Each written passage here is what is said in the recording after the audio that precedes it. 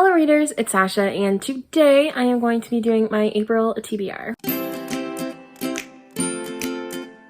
So I always film these in advance, so it's like my birthday right now, the 15th of March, and I thought what better way to celebrate the end of my birthday than by filming my favorite thing to film, because I always have so much fun with this. So that's what I decided I'm going to do. So I play a TBR game every single month called Goodreads Chooses My TBR, and I just put the number of books I have in my want to read list on Goodreads, throw it into a random number generator, and pick from there. Couple of fun little additions. I recently started doing a dice roller. So to determine how many books I pick out, I roll 2 6-sided dice, and that determines the amount of books I pick. And I also added a wild card number so that whatever book I land on, if it ends in that number, I have to add an extra book. And I also have to add an extra book if the book I land on is not out yet. So within the past month, I've been super busy just with school, with work, and honestly, like napping. Like I've taken a lot of naps in the past several weeks. I have not really had time/made time for reading. So this TBR is going down the absolute toilet. Like it is being flushed, and that's fine. April is going to be a hit or miss month for me as well, just because I have my final exams for the term, but school ends the second week and then I have exams. So I definitely will have more time, but it's just going to be a really weird time of my life, I think.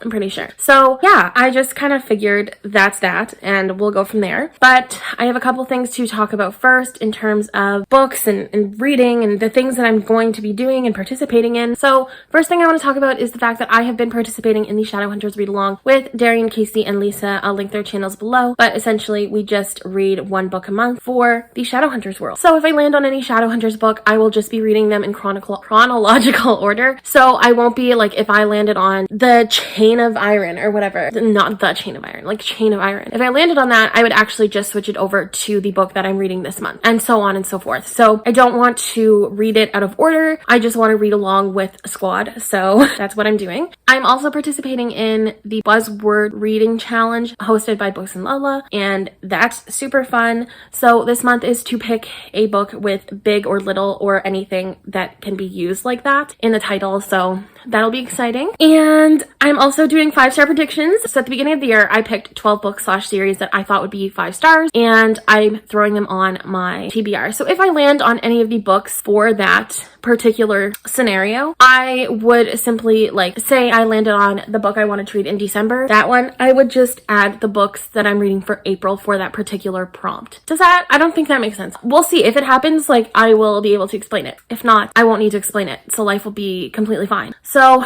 I think that's all. No, it's not. I'm also in the Whiners. I was literally looking at the Whiners book for April, like right now. But yeah, I'm also in the Whiners, so I'll be reading that as well. And my friend at work, one of my besties, one of my girls, wants me to read a series that I've heard nothing but good things about. I recently just got Kindle Unlimited, and I'm super excited about it. So yeah, we're gonna include that on there as well. There's just gonna be a whole party of things, so I'm really excited. So I guess without further ado, I will just start recording, and we will do this whole journey together. So I'm going to use the dice roller to find however many books I have to pick this month. 5! Okay, that's awesome. That's so good. That's so good, because 5 is just a reasonable amount. It's what I always start with here. So I feel like 5 is perfect. So then I'm going to put 0 through 9 in this, and we'll see what my wild card number is. 3, so if I land on anything that ends in 3, I will have to add an extra book to the TBR. So without further ado, let's see how many books I have. So I have 1282. I think that might be less than last month, which is the first time that's ever happened. Anyway, that's fine. I'll add 1282 to this. And let's go with the first book. 310, baby. 310. Everything I Thought I Knew by Shannon Takaoka. I am so sorry. I don't know how to pronounce that name. So contemporary, young adult, easy to get through, always down for that. I don't remember what it's about though. It looks like I'm gonna cry because there's a heart on the cover. 17-year-old Chloe had a plan: work hard, get good grades, and attend a top-tier college. But after she collapses during cross-country practice and is told that she needs a new heart, all her careful preparations are laid to waste. 8 months after her transplant, everything is different. Stuck in summer school with the underachievers, all she wants to do now is grab her surfboard and hit the waves, which is strange because she wasn't interested in surfing before her transplant. It doesn't hurt that her instructor Kai is seriously beastly good looking. And that's not all that strange. There's also this vivid recurring nightmare about crashing a motorcycle in a tunnel and memories of people and places she doesn't recognize. Is there something wrong with her head now too? Or is there another explanation for what she's experiencing? As she searches for answers and as her attraction to Kai intensifies, what she learns will lead her to question everything she thought she knew about life, death, love, identity, and the true nature of reality. So that sounds awesome. I was originally interested in this when I entered a Goodreads giveaway, and I fell in love with the premise of this, and I'm super excited to read that. That sounds awesome. Okay, everything I thought I knew. Perfect. All right, so book 1 is a success, and I'm super excited to go to the second book. Yep, I take that back. I'm not as excited to go to the second book. Oh yeah, I forgot to mention my other thing is the last pick. I essentially pick 5 random numbers and pick the book from that. So you'll see. If you don't know what I'm talking about, I don't blame you because I'm really struggling today. But anyway, I added an extra book to my TBR. Let's go to 913. This better be like the most exciting thing I've ever read. To be taught if fortunate. I've definitely seen this cover places. Essentially, this is a novella, so that's obviously amazing. I love novellas. That definitely helps get the TBR down. In her new novella, Sunday Times bestselling author Becky Chambers imagines a future in which instead of terraforming planets to sustain human life, explorers of the solar system instead transform themselves. Ariadne is one such explorer. As an astronaut on an extrasolar research vessel, she and her fellow crewmates sleep between worlds and wake up each time with different features. Her experience is one of fluid body and stable mind and of a unique perspective on the passage of time. Back on Earth, society changes dramatically from decade to decade, as it always does. Ariadne may awaken to find that support for space exploration back home has waned, or that her country of birth no longer exists, or that a cult has arisen around their cosmic findings, only to dissolve once more by the next waking. But the moods of Earth have little bearing on their mission: to explore, to study, and to send their learnings home. This sounds really interesting. I was intrigued by this when I saw it. I think I saw it on Steff's channel, and I was intrigued by the cover, but I'm actually really excited about this. I have been interested in it since I saw it. So yeah, I think this could have definitely gone worse. So I'm down to go to the third book now. 89. All right. So we get to go up to page 1. Conceal, Don't Feel by Jen Kalanita. Okay, interesting. So this is a Frozen book. Whenever I see any sort of twisted tales, I get a little concerned because I have had like a mixed bag of experiences. I've read 2 now. Like one was like a 1-star, one of my least favorite books of that year, and then the other one was like a 4-star. Like it was good, it was fun, it was entertaining. So I always have mixed feelings about this. So I'm interested to see how Jen Kalanita takes Frozen and makes it a different story. And I like Jen Kalanita. The only ones I've ever read have been by Liz Braswell. I love Jen Kalanita's writing. I was obsessed with her back in like early high school. I had all of her books. I wrote to her, she wrote me back. Like I loved her. So I'm actually a little more excited seeing that it is Jen Kalanita. But anyway, the whole thing for this is every single Twisted Tales, they answer a question, and like the book is surrounded around that question. So this question is, what if Anna and Elsa never knew each other? So when a magical accident erases Anna and Elsa's memories not only of magic but of each other, the sisters are separated for protection. But when Elsa unexpectedly finds herself as a young queen, mysterious magic begins to happen and questions of her past start to form. Will the sisters ever be reunited? That's it. Simple. Honestly, I feel like I have higher hopes for this one than I have had for the other ones because of the fact that I love Frozen. I think it's a wonderful movie, and I also love Jen Kalanita, and also that sounds like really interesting. So I guess we'll see how I feel about this. I still really want to read like all of the Twisted Tales. I still love the experience of it, but I'm always apprehensive when I get it. So that was a long way of saying I am stressed, but in a good way. So let's go on to the next one.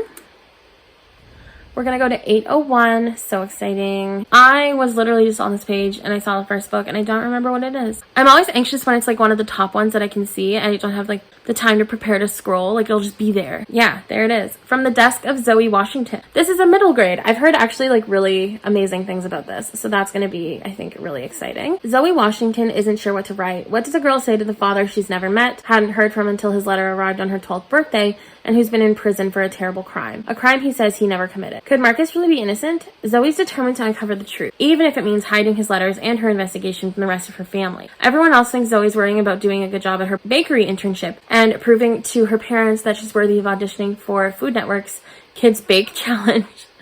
That's cute. But with bakery confections on one part of her mind and Marcus's conviction weighing heavily on the other, this is one recipe Zoe doesn't know how to balance. The only thing she knows to be true, everyone lies. That sounds incredible.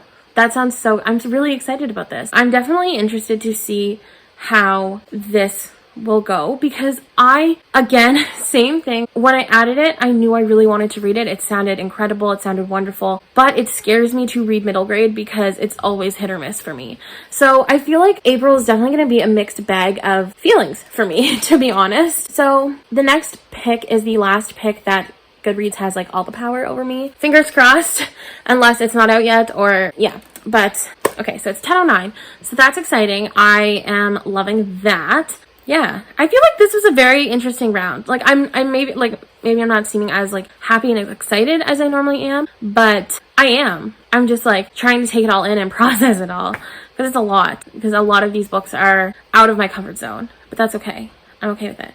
Okay, so now I'm going to count.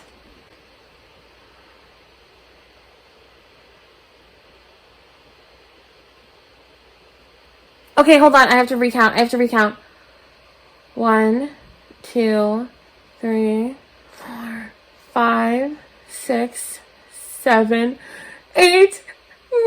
The Love Hypothesis by Allie Hazelwood. I literally just got this for my birthday. Daryan sent this to me for my birthday. I want to read this so freaking bad. I'm so happy right now. I'm so happy. It was all worth it. It was all worth it to get to this moment. Okay, so I'm freaking out right now. So that's cool. I'm so excited. And maybe it's honestly just like the TikTok hype of this, but I'm so excited. As a third-year PhD candidate, Olive Smith doesn't believe in lasting romantic relationships, but her best friend does, and that's what got her into this situation. Convincing Anne that all of his dating and well on her way to happily ever after was always going to take more than hand-wavy Jedi mind tricks. Scientists require proof. So like any self-respecting biologist, Olive panics and kisses the first man she sees. That man is none other than oh my god, I can't see, I'm so excited. That man is none other than Adam Carlson, a young hotshot professor and well-known ass. Already pumped. Which is why Olive is positively floored when Stanford's reigning lab tyrant agrees to keep her charade a secret and be her fake boyfriend. The fuck, I'm so excited. But when a big science conference goes haywire, putting Olive's career on the Bunsen burner, Adam surprises her again with his unyielding support and even more unyielding ... six-pack abs. Suddenly, their little experiment feels dangerously close to combustion, and Olive discovers that the only thing more complicated than a hypothesis on love is putting her own heart under the microscope. Oh, I'm so excited. Oh my god. Okay, it's fine. I literally need to calm down because this is not a good look for me. I can't believe I got that. Like, I actually cannot believe I got that. That's insane. Okay, so now I'm essentially picking 5 numbers, and I'm going to look at those numbers and pick one of those 5 books to be my last book from Goodreads. So I'm hoping to get the Winers Book Club pick, anything for the Shadowhunters, one of my 5-star predictions, or probably most likely to get would be something for the Buzzword Reading Challenge. So let's go and pick some numbers. I'm actually so excited. I still can't believe I got the hypothesis. I'm so excited. Okay, first number, 627. Second number, 1128. Third number, 206. Fourth number, 713. And 1198. So I'm super pumped right now. Like, I can't even handle it. So that's cool.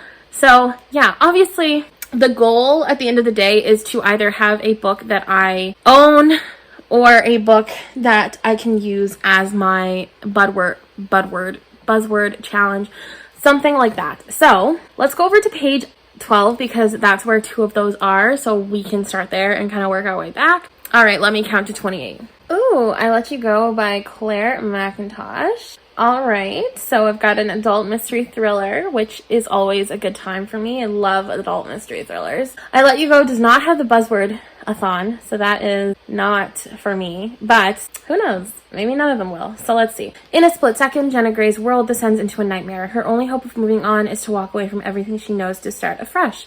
Desperate to escape, Jenna moves to a remote cottage on the Welsh coast, but she's haunted by her fears, her grief, and her memories of a cruel November night that changed her life forever. Slowly, Jenna begins to glimpse the potential for happiness in her future, but her past is about to catch up with her and the consequences will be devastating. Sounds great. I'm interested to see where that will take us. But for now, I have hopes that something will beat it out because it's not necessarily like 100% what I want to read. So let's go to 1198, which is down obviously at the very bottom, and see maybe if there's something else there. From the Embers. Okay, so From the Embers has a higher rating. I do not own this, so that's interesting. In the aftermath of tragedy, it's strange the things you remember. The deafening boom as the house exploded, the paralyzing fear as I searched for my wife, the blinding smoke burning my eyes as I carried her out. But carved into my soul for the rest of my days would be the earth-shattering realization that the woman in my arms wasn't my wife. Oh, Bree and I were the only survivors, not that either of us were truly living after that night. As a single dad with nowhere else to go, I moved into her guest house, and somehow, through the guilt and grief, we formed an unlikely team. It took years, but I watched the gradual return of her smile, slow and life-altering. The two of us could sit outside for hours, talking about nothing, and I filled the massive hole in my chest with new life. I may have carried her out of that fire, but the truth was, Bree saved me. As we healed, the secrets and lies of the past smoldered in the ashes, threatening to ignite again. I didn't read that right. Our love was born from the embers, and together we would go up in flames. Okay. Interesting. But if I had to pick one or the other, do I think I would want From the Embers, or do I think I want I Let You Go? I feel like I'd want I Let You Go. I'm not gonna lie to you. So I'll exit out of From the Embers. It's like it's a nice try, but I don't think it's for me. So now we're gonna go to page 8 and we're going to see 713 and see what she is. I'm excited. 713 is Ramona Blue by Julie Murphy. I do own this. Ramona was only 5 years old when Hurricane Katrina changed her life forever. Since then, it's been Ramona and her family against the world. Standing over 6 feet tall with unmistakable blue hair, Ramona is sure of 3 things. She likes girls, she's fiercely devoted to her family, and she knows she's destined for something bigger than the trailer she calls home in Eulogy, Mississippi. But juggling multiple jobs, her flaky mom and her well-meaning but ineffectual dad forces her to be the adult of the family. Now, with her sister Hattie pregnant, responsibility weighs more heavily than ever. The return of her childhood friend Freddie brings a welcome distraction. Ramona's friendship with the former competitive swimmer picks up exactly where it left off, and soon he's talked her into joining him for laps at the pool. But as Ramona falls in love with swimming, her feelings for Freddie begin to shift too, which is the last thing she expected. With her growing affection for Freddie making her question her sexual identity, Ramona begins to wonder if perhaps she likes girls and guys, or if this new attraction is just a fluke. Either way, Ramona will discover that for her, life and love are more fluid than they seem. So obviously, this is an incredible coming-of-age story about trying to figure out your sexuality and learning to love who you are and love the things around you, and I'm always down for something like that. So I'm obviously going to exit out I Let You Go by Claire McIntosh, and I'm going to stick with Ramona Blue for now, because either way, I do own it. So I love reading my physical TBR. I find it very important to me. So that's great for me. The next one was 627. Dragons in a Bag by Zetta Elliott. Oh my goodness. This is a little Canadian story. I love that. It's another middle grade actually. So April could be like my middle grade month. But yeah, this is cute. So when Jackson is sent to spend the day with a mean old lady his mother calls Ma, she finds out she's not his grandmother, but she's a witch.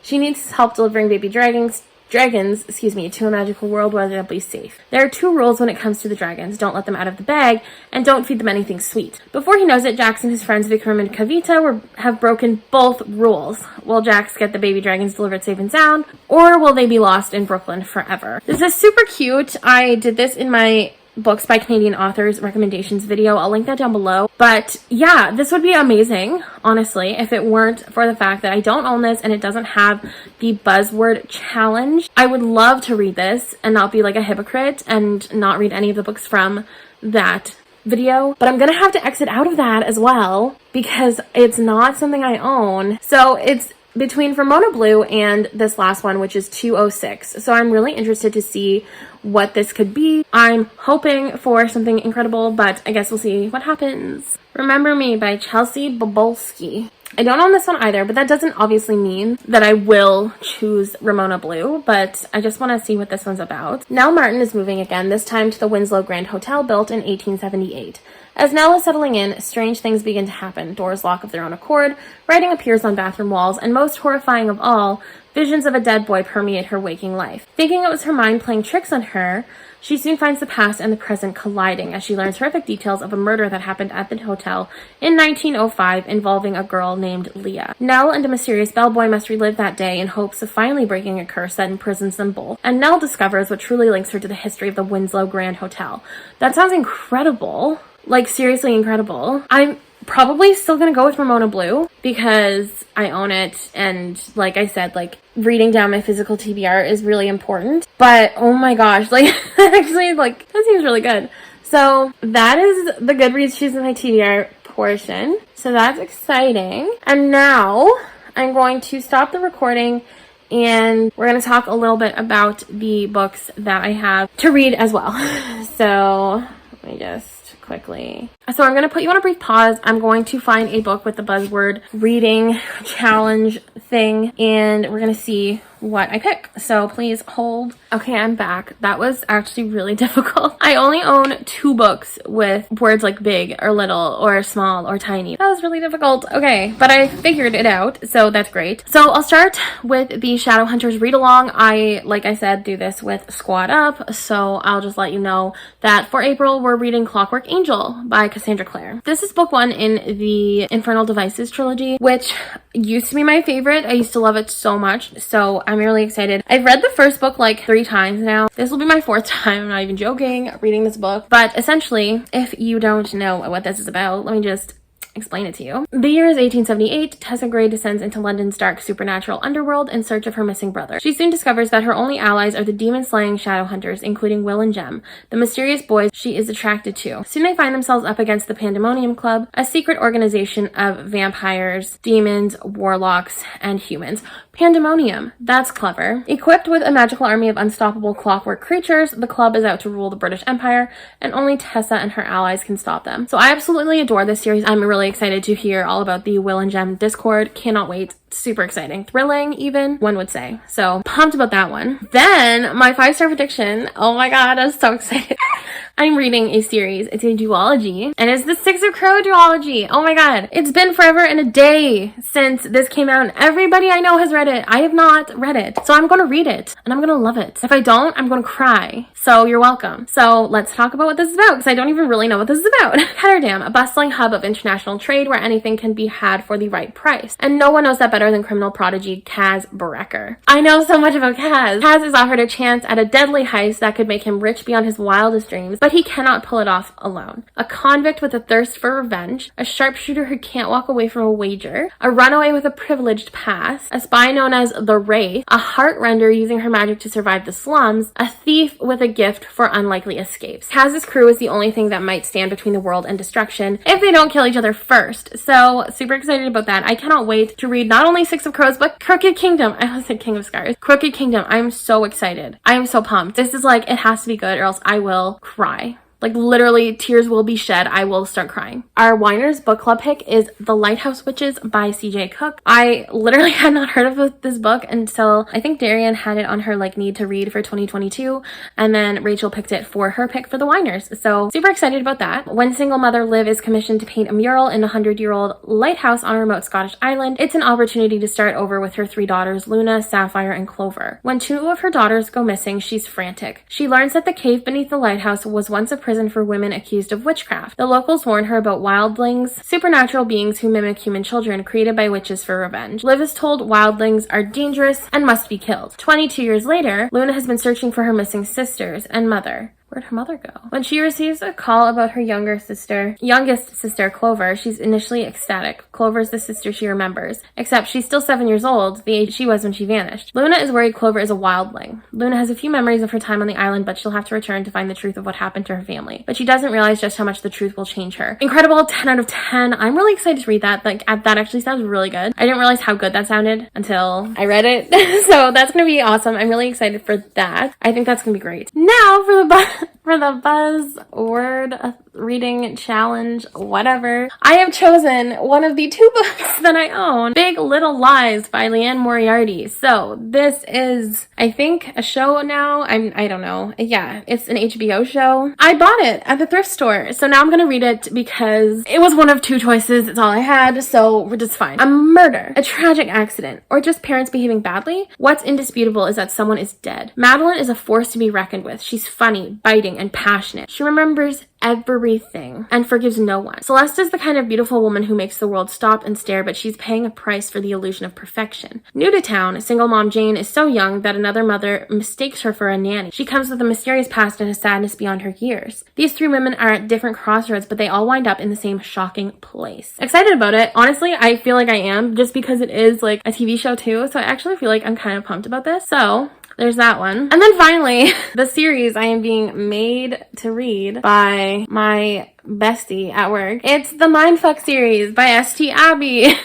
So this is on Kindle Unlimited, and my friend was like, you need to fucking read this book, and I was like, okay, fine, I will eventually. And then last night we were all hanging out for my birthday, and she was like, you need to read this series, like it's very important you do, so I can talk to you about it because I need to talk to somebody about it. So there's 5 books in the series, but apparently they're super easy to get through and kind of short as well, so I love that. But let me just share with you what this is about. They took too much, left too little. I had nothing to lose until him. I didn't expect him. I didn't want to fall in love, but I can't let him go. Logan Bennett makes the world a safer place. He's brilliant. He's a hero. He locks away the sick and depraved. But while he's saving lives, I'm taking them, collecting the debts that are owed to me. 10 years ago, they took from me. They left me for dead. They should have made sure I stayed dead. Now I'm taking from them, one name at a time. I've trained for too long. I've been patient. I can't stop now. Revenge is best served cold. They never see me coming until I paint their walls red. Logan doesn't know how they hurt me. He doesn't know about the screams they ignored. He doesn't know how twisted that town really is. He just knows people are dying. He doesn't know he's in love with their killer. No one suspects a dead girl, and Logan doesn't suspect the girl in his bed. They're looking for a monster, not a girl who loves red. Not a girl in love. I'm a faceless nightmare. At least until I tell them the story they pretend it never happened. But in the end, will Logan choose them, or will we watch them burn together? So excited. So yeah, I'm gonna read this for my friend Kirsten. She is wonderful, and I'm super excited to read this. So that is all. I have a lot to get through this month, but like I've said before, whatever, mixed bag, it'll be interesting. That's everything. Thank you so much for tuning into this video. Please don't forget to like, comment, and subscribe for more content. I post whenever I can. Hopefully this summer I can pick up and post a little bit more. But until next time, bye readers!